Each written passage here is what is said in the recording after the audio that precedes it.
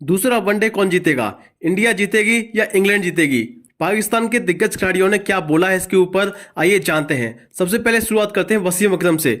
वसीम अकरम ने बोला है कि देखिए, पहले वनडे में जिस तरीके से टीम इंडिया खेली है, मुझे मुश्किल लगता है कि इंग्लैंड की टीम सर्वाइव कर पाएगी, क्योंकि इंग्लैंड की टीम एक तरह से खेलती है और उनका खेलने का तरीका ऐसा है कि या तो वो 400 रन बनाएंगे या फिर कभी वो 150 पे ऑल आउट हो जाएंगे। उनका तरीका जो है वो मुझे समझ में नहीं आता। और जो रूट एक ऐसे बल्लेबाज हैं जो समझदारी से खेल सकते हैं, वरना सभी बल्लेबाज जो हैं वो आड़े तिरछे शॉट मारते हैं, उसी के चक्कर में यहां पर आउट हो जाते हैं। तो टीम इंडिया जो है दूसरा वनडे मैच जीतेगी और यहां पर इंग्लैंड को एक और हार मिलेगी, ये बोला है वसीम अकरम ने। और मुझे लगता है बिल्कुल सही भी बोला है, क्योंकि इंग्लैंड का तरीका है वो हमेशा से ऐसा ही रहा है। वो हमेशा बेसबॉल खेलते हैं और उसके बाद में क्या होता है, उसके बाद आलिया पार की लड़ाई होती है, या तो वो 400 रन बनाएंगे या फिर 150 रन बनाएंगे। तो ये जो बोला है वसीम अकरम ने, एकदम सहमत हूं मैं।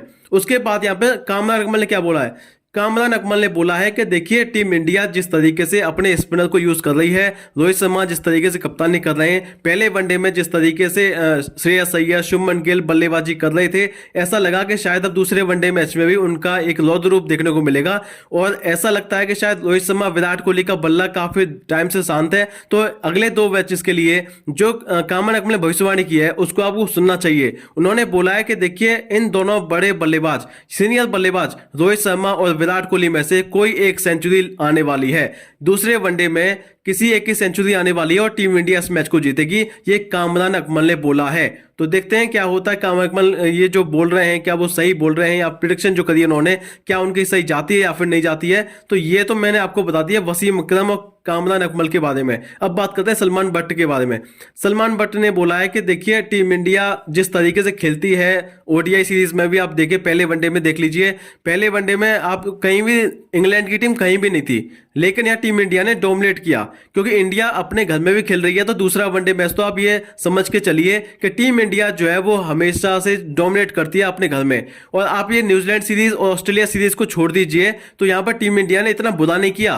वो 27 साल में जो वनडे सीरीज हारी थी श्रीलंका में, तो वो भी 8 महीने हो चुके हैं इस बात को। तो यहाँ पर ये बात भूलनी चाहिए। और टीम इंडिया जिस तरीके से खेलती है वनडे में, मुझे लगता है कि शायद वो one of the best favourite है यहाँ पर चैंपियंस ट्रॉफी के लिए भी। और जहां तक बात है दूसरे वनडे की, तो दूसरे वनडे में भी इंडिया को जीत मिलेगी और यहाँ पर इंग्लैंड को फिर से हार मिलेगी और सीरीज भी इंग्लैंड की टीम गंवा देगी, ये बोला है यहाँ पर सलमान बट्ट ने। उसके बाद यूनिस खान ने क्या बोला है? यूनिस खान ने बोला है कि देखिए, टीम इंडिया जिस तरीके से परफॉर्मेंस दे रही है, मुझे नहीं लगता कि यहाँ पर किसी भी एंगल से यहाँ पर इंग्लैंड की टीम जीतने वाली है, क्योंकि इंग्लैंड में वो दमखम नहीं है। इंग्लैंड की टीम जो है, अगर आप देखिए फिल शॉर्ट चलते हैं, बेन डके चलते हैं, तो कुछ करेगी वो नहीं। तो अगर आप देख लीजिए, उनका जो मिडिल ओवर्स में जो रन रेट है ना, वो काफी खराब है, क्योंकि उनको पता है कि जब टीम इंडिया के स्पिनर आते हैं तो उन पर कुछ भी नहीं होता है। तो यहाँ पर जब तक वो स्पिनर खेलना नहीं जानेंगे, स्पिन खेलना नहीं जानेंगे, जब तक कुछ नहीं हो सकता।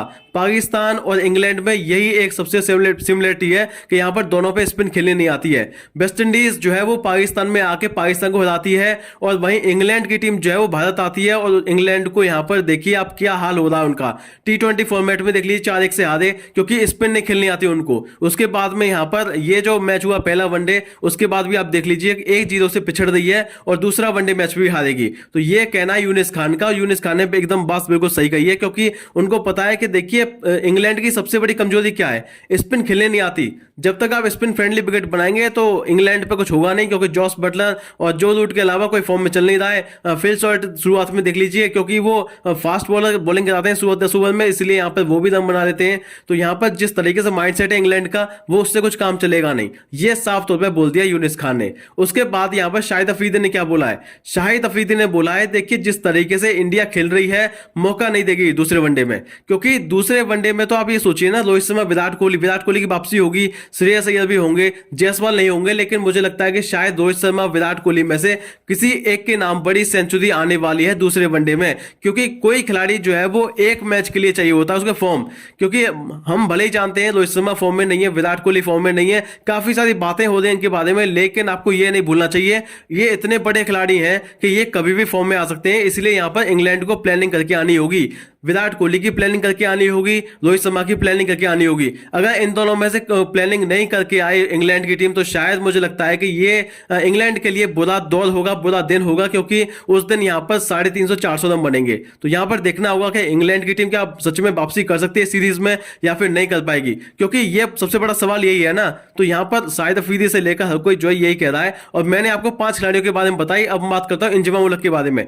इंजमाम उल हक ने क्या कहा है इस मैच के बारे में, तो उन्होंने बोला है कि देखिए टीम इंडिया जो है जिस तरीके से पहला वनडे मैच खेली है और जिस तरीके से T20 सीरीज जो है वो इंग्लैंड की टीम खेली है, मुश्किल लगता है कि शायद वो चैलेंज भी करेगा टीम इंडिया को।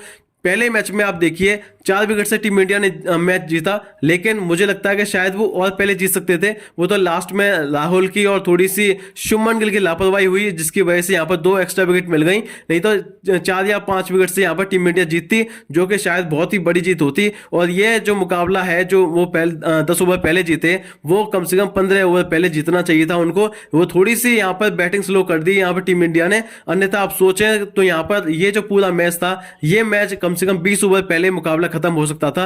तो टीम इंडिया ने ये अच्छा डोमिनेट किया यहाँ पे पहले वनडे में, लेकिन दूसरे वनडे में अभी मुझे लगता है कि शायद टीम इंडिया डोमिनेट करेगी। और ये इंजमाम उल हक ने बोला, ये बड़ी बातें बोली उन्होंने साफ तौर पे बोल दिया है इंग्लैंड की टीम पे कुछ नहीं होगा। दूसरे वनडे में भी आप सोचिए, पहले वनडे में जब कुछ नहीं हुआ, दूसरे वनडे में क्या होगा? जब 9 ओवर में आपके 75 रन है, कोई विकेट आपने नहीं गंवाया है, तो आपको चाहिए एक अच्छी पार्टनरशिप लगातार आपको मेंटेन रखनी चाहिए। लेकिन आपने लगातार विकेट खोए, उसके बाद में क्या हुआ? उसके बाद में तो देखिए 300 रन भी नहीं बने उन पर, 250 रन भी नहीं बने।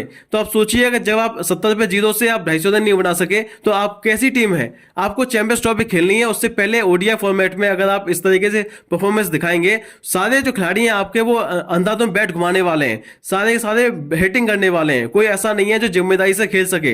तो आपके पास ऐसे अगर बैट्समैन होंगे जो जिम्मेदारी से नहीं खेलेंगे, तो आपको काफी सारी दिक्कतें होंगी, जो कि शायद इस मैच में देखने को मिली। और यही यहाँ पर इंग्लैंड की सबसे बड़ी परेशानी भी है और सबसे ज्यादा सबक लेने की बात है, क्योंकि यहाँ पर पहले वनडे में जो हो गया सो हो गया, लेकिन दूसरे वनडे में क्या वो कर पाएगी, ये भी सबसे बड़ा सवाल है। लेकिन ऐसा लगता नहीं है। एस पर्सनली अगर आप मुझसे पूछेंगे तो मुझे नहीं लगता कि इंग्लैंड की टीम जो है दूसरे वनडे में बिल्कुल भी सर्वाइव कर पाएगी, क्योंकि यहाँ पर आप सोचिए ना, बिल्कुल भी दिमाग नहीं लगाते इंग्लैंड के बॉलर, इंग्लैंड के गेंदबाज दिमाग नहीं लगाते, इंग्लैंड के जो बल्लेबाज हैं वो भी दिमाग नहीं लगाते बिल्कुल भी, कि हमको किस तरीके की जिम्मेदारी से खेलना चाहिए।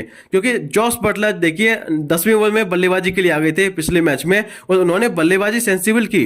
ऐसा नहीं है उन्होंने आड़े तिरछे शॉट मारे, उन्होंने अच्छी बल्लेबाजी की, इसीलिए यहाँ पर वो थोड़े से रन बने, 248 रन वो इसीलिए बन चुके हैं क्योंकि जॉस बटलर ने पारी खेली अच्छी, जैकब बेथेल ने भी अच्छी पारी खेली है। तो उन दोनों की पारी की वजह से इंग्लैंड की टीम जो है वो 248 तक पहुंच गई थी। अन्यथा आप सोचिए अगर ये दोनों भी आउट हो जाते जल्दी, तो यहाँ पर 150 रन भी मुश्किल पड़ जाते हैं इन दोनों पे, पूरा इंग्लैंड पे। तो आप सोचिए ना इस चीज को, इंग्लैंड की टीम हमेशा एक तरह का गेम खेलती है जो उसको कभी कभी फायदा पहुंचाता है और कभी नुकसान भी पहुंचाता है। हालांकि स्पिन थोड़ी सी मुझे लगता है कि स्पिन पे काम करना होगा। स्पिन अगर नहीं खेलेंगे, जब तक मिडिल ओवर्स में अच्छी स्पिन नहीं खेलेंगे, उससे काम नहीं चलेगा। आप सोचिए कि इतने बड़े खिलाड़ी हैं इसमें, लिविंगस्टन से लेकर जॉस बटलर, जो रूट और फिल शॉट, इतने बड़े बल्लेबाज हैं, लेकिन अगर आप पे स्पिन खेलनी नहीं आएगी तो आप बड़े बल्लेबाज नहीं माने जाएंगे। अब दूसरे वनडे में देखते हैं क्या होता है। लेकिन जो भविष्यवाणी है पाकिस्तान के दिग्गज खिलाड़ियों की, वो मैंने आपको बताई, क्योंकि इसीलिए बताएं क्योंकि यहाँ पर सबका मानना यही है कि टीम इंडिया जो है दूसरे वनडे में जीतेगी, सबने यही कहा।